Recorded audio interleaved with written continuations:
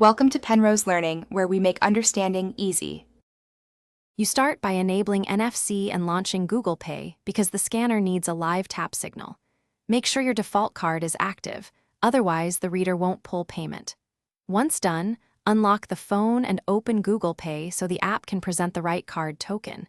If you're using a dedicated card screen, confirm it's visible. Keep the device face up and ready. This reduces delays when you move to the terminal for the first tap. Next, you position the phone against the reader. Align the center back of the device with the terminal's contactless symbol because the NFC antenna sits there.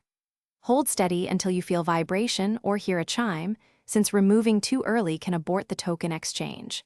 If you have multiple cards, select the correct card in Google Pay beforehand to ensure the intended funding source is used. Also watch the terminal screen for prompts. It may request a signature, PIN, or further confirmation for high-value payments. To finish, verify both the terminal and your phone display a success message and save the digital receipt for records.